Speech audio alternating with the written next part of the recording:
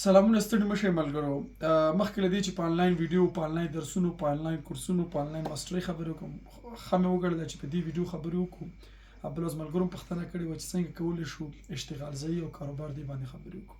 ګورئ زه تاسو ته عملي مثالونه درکوم. د کتابونو نه ته نه غږېږم، کتابونه تاسو د کاروبار لارې نه ښیي. که نه د اقتصاد دغه استادان، پي ایچ ډي ماسټران، دکتوران دی به کولی شو ډېر اشتغال زایی رامنځته کړي. عملاً مثالونه درکوم. ګورئ په لغمان کې ګلپي او بادرنګ دی که نه، تاسو لغمان ته ګلپي او بادرنګ ته ځئ. که دغه لغمان ګلپي او دغه بادرنګ خلطه اوس په 50 روپۍ باندې وي 1 کیلو، د دې دپاره که تاسو د مرتبانونه واخلئ، بوتلونه واخلئ او دوی ترشي او اچار تاسو جوړ کړئ، تاسو څه فکر کوئ؟ تاسو به دا ګټه پکې ونه کوئ، وبه یې نه پلورئ. همداسې که تاسو د ګلپي اچار جوړ کړئ، تاسو به یې ونه پلورئ. یعنې دې دپاره که مستقیما څوک یو 50,000 شل,000 30,000 ډالر سرمایه ګزاري وکړي او دې کې لسګونه مېرمنې او ځوانان مصروف کړي او د ترشي اچارونه جوړ کړي او په هر موسم کې دا خرڅ کړي، حتی د ژمي په موسم کې، فایده به ونه کوي؟ یوه خبره.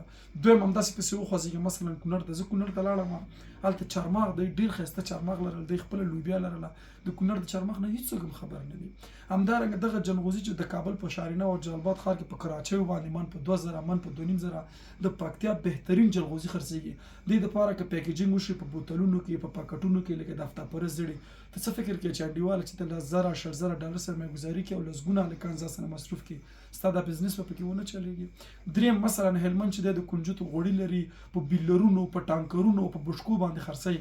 انډیواله که ته دې دپاره د برنډینګ یو جواز واخلې، د بسته‌بندۍ یو جواز واخلې ورته چې په 18,000 او 6,000 افغانۍ باندې دی، او دا ته په ښایسته ښایسته بوتلونو، په پاکټونو کې د 50 افغانۍ، 100 افغانۍ، 200 افغانۍ، 300 افغانۍ مارکیټینګ ورته وکړي په سوشل میډیا، په تلویزیونونو کې. آیا دا د کنجدو غوړي به ونه چلېږي؟ آیا دا د کنجدو غوړی به د بیرونیو بې کیفیته غوړو ځای ونه نیسي؟ یعنې تاسو که وګورئ په خپل دغه زما په لسګونو بار باندې ویلي دي، ننګرهار چې دی د سبزي کان دی، د سبزیجاتو کان دی. دغه سبزي که تاسو موټر راډک او تر کابل یې راوړئ، تاسو به پکې فایده ونه کوئ.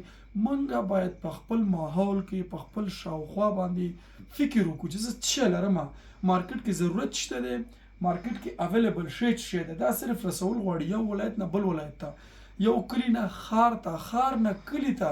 نو په دغسې لسګونه ایډیاوې، لسګونه شیان شته دی چې زموږ صرف غواړو تمرکز پرې وکړو، او تمرکز پرې وکړو انشاءالله تاسو ته پرافټ جنریشن کېږي. نو هڅه مه کوئ چې ډېر غټ کاروبار ته لاس واچوئ، یا کوچني خپلو سرمایې ته په کتلو باندې. بل هغه ورونه چې 10,000 ډالر نه واله تر 30,000 یا 30,000 نه واله تر 50,000 ډالر په سرمایه ګزاري کوي.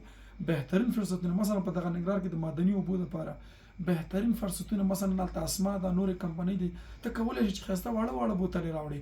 هغه بوتل چې په 10 روپۍ خرڅېږي، وړوکې بوتل یې چې تا ته به په 15 روپۍ تمامېږي او ته یې په 10 خرڅ کړي، یعنې پیکیجینګ یې بدل کړي ورته.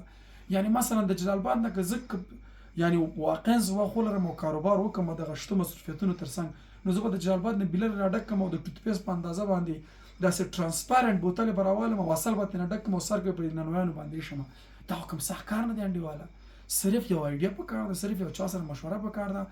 زه تاسو ته بیا هم وایم که تاسو سره ډېرې پیسې اوسي، تاسو کاروبار نشئ کولی تر چې تاسو سره ایډیا ونه اوسي، تر چې تاسو سره کاروباري فکر ونه اوسي، تر چې تاسو سره دا فکر ونه اوسي چې I can do it, I can win it او I can be successful. نو دا فکر چې نه ته نشي کامیابېدلی. ډېره مننه.